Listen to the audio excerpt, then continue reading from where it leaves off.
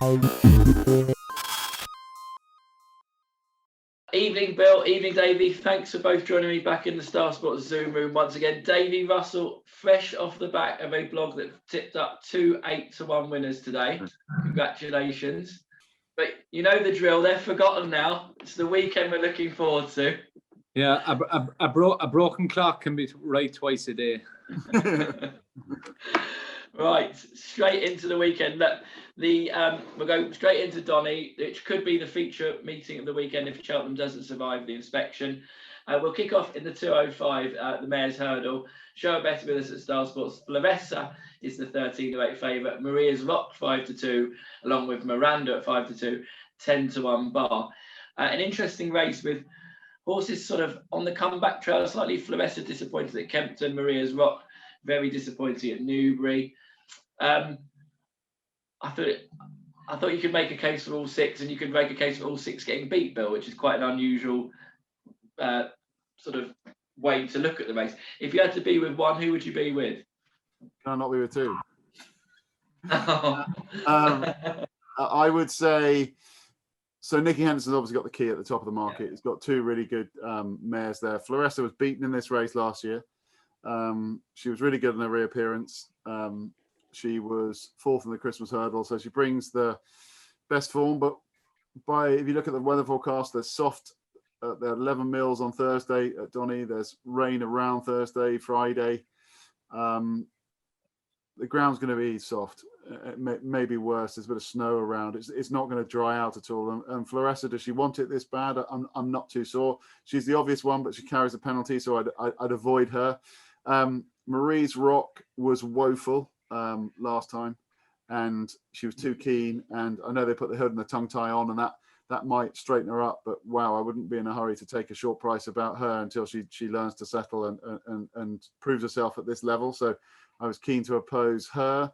Miranda, who's also one of these three at the top of the market, Paul Nichols's mare. I thought she was not so good last time. She was fourth. I was also interested that Paul Nicholls went on record saying this mare has to go right-handed, and now she's back going left-handed at Donny, so I couldn't really work that one out, which by process of elimination led me to Irish Row. Don't put up Irish Row before I put up Irish Row. Well, the ground's a little bit of a worry with Irish Row because she's obviously a bit better on a better surface, but she was second in this in 2018. Yeah. She was third in it in 2019. She was second last year before she was disqualified. So she goes well at the track, goes well in the race. Had a pipe opener in one of these kind of bumpers for jumpers where she showed a much better. It was a step forward on what she's lost the form of it at the beginning of the season. So she comes here in a bit of nick, and I thought 12-1 in a race like this. I liked her. I thought Rainer's World's got a good race in her, but she's been beaten in two races. She should have won the last 2 days, the last two starts. So we'll give her the swear, but I would just go Irish Row. The Henderson fillies will probably finish 1-2, but just if I was to have a bet, I'd have a small bet on Irish Row. Yeah, it's interesting that we've cribbed Flavessa, Maria's Rock, and Miranda, who all won the time before last. So we always say you can forgive a horse one run. Davy, of the three at the top of the market there, who takes your eye the most? What's the ride you'd like to be picking up? Yeah, I actually Maria's Rock. I just think that I know Nico has gone for the top one, but I would prefer Maria's Rock. I forgive her the last day. It was too bad to be true. I think the hood and Chung Tai will be of huge benefit to her. And if we remember a filly a couple of years ago that ran similar to the way she did before was Epatante, and she came back to be very impressive afterwards. So I feel that if they get a handle on Maria's Rock, I think she could be potentially the most talented in the race. And Tom Cannon rode the winner for Henderson last weekend, that Craig Niche. Yes. Up another nice ride for the yard. Keep up 100% record for him. Yeah, exactly. He's doing well there. Yeah. Okay, let's scoot on to the 240, and I'll give you a show of betting. This is the Albert Bartlett 3.5 furlong. Nicky Henderson has got the favourite again in Emir Sacco's a 4-1 chance with us. Ashdown Lad, who'd been going well but disappointed last time, is a 5-1 chance. Flash Calandra, Paul Nicholls is also 5-1. And then we're on to Pat's Fancy 6-1, who is my fancy, and I'll touch on that why later.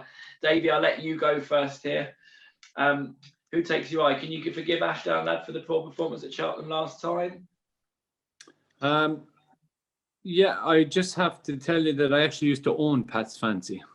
I bought him as a foal, and you're going to tip him up here. Sold him on, but he's actually not a bad horse. He got an application with tongue tie. He seemed to improve him plenty. I think 3 Mile is really what he's crying out for. He's a big spirit horse that won't mind the conditions. He's not a bad horse now. He's not a bad horse at all. So would he be your selection in the race? Yeah, I think so. Yeah, I'd hate to desert him now at this stage. Good. I'm glad to hear it. Bill? I'm going to make it easy. I was on Pat's Fancy. Oh, everyone avoid Pat's Fancy. It's a clean sweep. I mean, I love Rebecca Curtis horses in a race like this, and the ground of it, if it gets chewed up, that's not a problem. He looks like he's a real stayer in the making. If you go back to that bumper form, at Fosslas, that was good.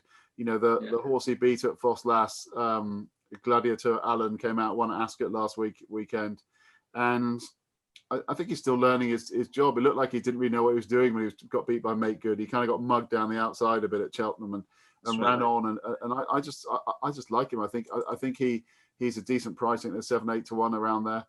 So I would go with him. And the only other one I was going to go, because I'm allowed to in this race, I like Oscar Honeybee as well, who was involved in the finish in that race at Cheltenham. And I thought Oscar Honeybee would go really well. David's got an intruder. I thought Oscar Honeybee. Don't tell me you owned that as a foal as well. I thought Oscar Honeybee, who was third in that race, could run well. And those were the two for me. So I go Pat's Fancy and Oscar Honeybee. Okay, let's wrap up with the 3:15, the Sky Bet handicap chase, the feature race on the card over 3 miles. Captain Nor is the 5-2 favourite. He's got some cracking form with the Venetia Williams horse, Royal Guy. Canelo is. Was that again? I just said Royal Pagaille. That was all. Yeah, I got there in the end. We'll come on to him in a minute. Canelo 4-1, 1 for the team 6-1. I write 8 along with Musical Slave and Give Me a Copper. We'll just touch on Royal Pagaille very quickly, because we've got a WhatsApp group with work that has sort of, when a horse wins a high profile race, the price comes up and it goes out into social media, etc. And the price popped up of Royal Pagaille after its victory at the weekend. So Royal Pagaille 14-1 for the Gold Cup. And I texted her, is that a mistake? They were watching me. I was like, it can't be as short as 14-1. And then it went 12, 11, 10, 9, and we even laid 8 as well. So I couldn't have looked more stupid in front of everyone I worked with last week when I said 14 looked too big, and within 4 hours it was half the price. What's 8? What do you think, Royal Pagaille, Bill? Can they handicappers are naught from about 130 in the last 20 years in the Gold Cup? Yeah, well, this Captain Naught obviously was second to Royal Pagaille last time, which is why he's so short here. What were your thoughts? My thought is that the handicap has given him a mark of 166 now, and that's the same mark that Conagry had when he won his Gold Cup as a novice. So you dismiss him at your peril. Listen. I didn't dismiss him. I dismissed the price. Yeah, I mean, the fact of the matter is he's a novice by name, really, and Davey will chip in here, but he's a novice by name. He had so many goes in third season. But he comes here as a horse that, I mean, I think he's had 15 or 16 goes. So he comes here as a horse that is almost like a second or third season chaser anyway. And he stays, he jumps. And if there's cut in the ground at Cheltenham with, bear in mind this meeting looks like it could be off this weekend and we're 6 weeks away. He's a definite player as a 7-year-old. He's got to be a player, isn't he, Davey? Definitely, yeah. Especially with his age and everything, and he's a huge improver. So them horses, okay, maybe he may not win a Gold Cup or be classy enough to win, but forever and a day you get them horses to run incredibly well in the Gold Cup, and you must remember stamina comes into it usually when you're running in a Gold Cup, and he seems to have abundance of it. Put it this way, Bill, it's a pretty disappointing that everything we normally do is cancelled due to COVID, but I'm just glad I don't have to sit in that room that we do the preview with Venetia Williams in 4 weeks' time instead of I don't fancy a Gold Cup runner. So listen, guys, this is classic me doing this, but we're meant to be talking about the 3:15 Sky Bet handicap chase. Bill, yes, you can have 2. There's enough runners in here for you to have 2. I think 13 are entered. Who are your 2, please? Yeah, well, I mean, I'm not going to tip Captain Orr because he's too short, but I would actually be surprised if he doesn't win, because I think he's still ahead of the handicapper. I know he's gone up £8-9 for that last one, but he gave Roper Guy a real fright at Kempton, and if he reappears, he's only off 139. This is a horse that will probably end up heading Grand National way, and he'll be rated 150 soon enough. So he's very well handicapped. Stable been a bit quiet of late. I just wouldn't want to take 5-2 about him. I think he's the most likely winner. I like I Right. I think he could run well because he's a proper old stayer. But the two I'll go for, I'm going to go for two at decent prices. I'm going to go right the way down the bottom with Musical Slave, the Philip Hobbs horse. My worry is the yard isn't flying, but Musical Slave has the ideal profile. Sneaks in down the bottom off 10 stone 7. He didn't have the gears for 2.5 miles at Newbury last day, but he's got good soft ground form, heavy ground form over 3 miles. He was second to Sam's Adventure at Toxter last year, or last March, and he is a player of 10 stone 7. I think he's about 9-10 to 1. I thought Musical Slave would be my first dart. And my second dart, Davey mentioned before about Ollie Murphy's yard returning to form. The Butcher said 16 to 1 or bigger. Nothing's quite gone right for the kind of novice, the Butcher said. But if you go back through a couple of his races, if you look at he's beaten a long way behind the big breakaway in that 3 mile novice back at the November meeting.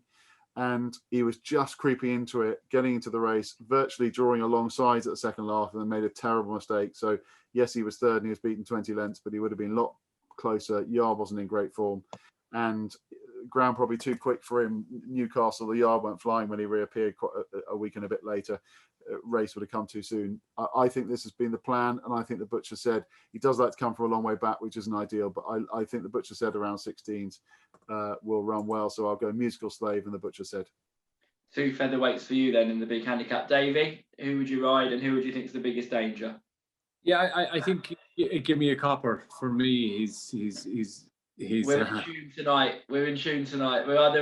I'll either be skint Monday and calling you or patting you on the back, I tell you. I just think his form keeps popping up the whole time. He's stuck right in there with the best of it. He's well able to win at this level. I think he's okay with his mark. I think he'd be well kept for. I think ground should be fine from. I think he's got an awful lot of pluses. I think he's had his win done as well. For an 11-year-old, he's so lightly raced. I think he's had about 8 or 9 tries over fences. So 2 give me a coppers, and for Bill, Musical Slave and the Butcher said. Guys, thank you very much for your time. It's much appreciated as always. Hopefully both meetings go ahead at the weekend, and we'll find some winners and we'll reconvene and pat ourselves on the back next week.